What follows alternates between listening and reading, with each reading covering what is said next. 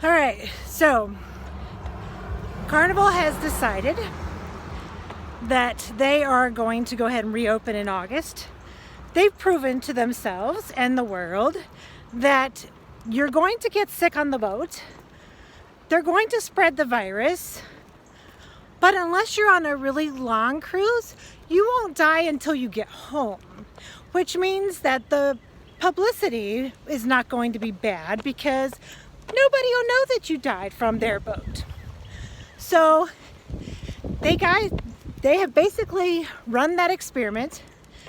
They did those really long sailings to see how long it would take for those patients to die. So we can spread the virus as long as you don't have a really quick death. So yeah, they pretty much got that 7-day thing out, working to their advantage. They can expose you to the virus and you won't die till you get home. So there won't be any rising stars. I'm sorry. Nobody will be announcing at your death that there's a rising star code. However, rising dipshit, yeah, that would be more of the code that you're going to get when you get home, you get sick, and you die because you did have a warning. Now, is Carnival not responsible at that point? Absolutely not. They are absolutely responsible. 100% responsible. In fact, they are probably as bad as Hitler, maybe worse, because at least Hitler, he didn't announce it on TV that that's what he was going to do. He didn't tell the world that that was what he was going to do. He didn't demonstrate for the world and then try and do it again. Yeah, they're worse than Hitler. So let me just explain this to you. So if I have Ebola and I know I've got an outbreak and I know that most of the population has never been exposed to this virus, right? And so the first time that these people are going to be exposed to it, they're most likely going to have a deadly reaction. Whether they survive that deadly reaction will be up to their bodies, but they're going to have a deadly reaction. I know that. I'm 100% sure of that. I actually have not been any more sure of that in my life.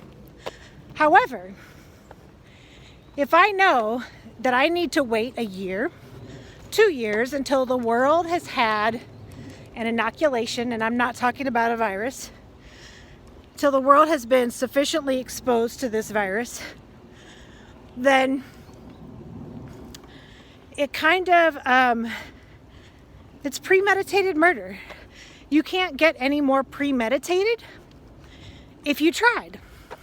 You know, without a shadow of a doubt, that 18% of your people on your boat are going to die if you're out at sea.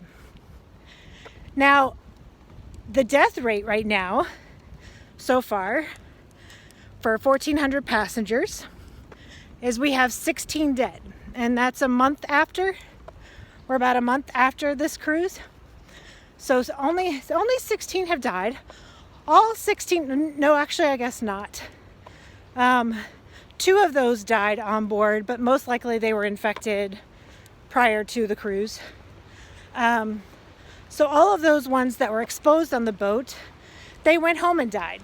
They know that. They've studied it. They've recorded it. They have the proof that that's what happened.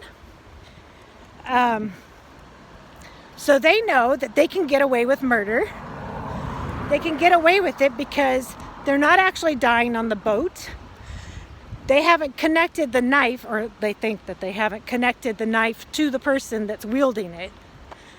And I guess the funny thing is that they actually proved that the crime was committed before the crime was committed, which is actually kind of funny. Yeah. So we actually proved intent. We've actually proved murder. We've actually proved that it was premeditated. So they're literally thinking right now that they're going to open back up in August, when we know that only a very, very small portion of the population has been exposed to this virus and that it's circulating.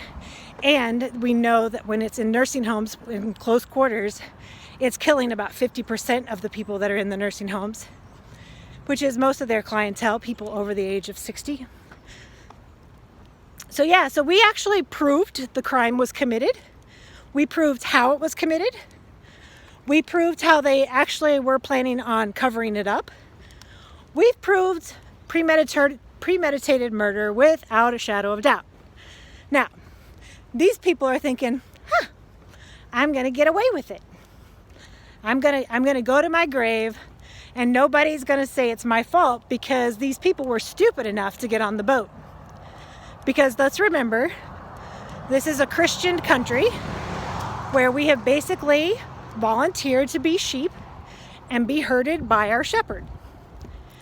We have volunteered that. We have taken our brains out of our heads and given those to people that are in authority to make decisions on our behalves. So they know that we are a country filled with sheep who basically, if you decide to open up and take people around the world on your boat, we have the pre-existing thought that they would never do that if they thought it was going to hurt me. Because remember, we're sheep. We trust the shepherd, right? These companies are the shepherds. They're the ones that are making the decisions for us. They're the ones that put the food on our shelves. They're the ones that open up the activities that they feel are safe. They're our shepherd, right? They're supposed to be taking care of us. They're supposed to be making decisions in our best interest. As Christians, we believe all things happen for the good of those who love the Lord, right?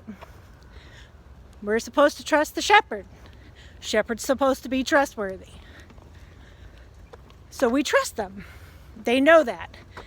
And there are some that feel like they can make drugs that are addictive, or make cigarettes that they know will kill you and that are so addictive that you can't stop buying them.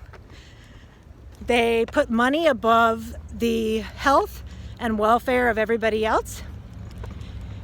And those are the shepherds that you're supposedly trusting.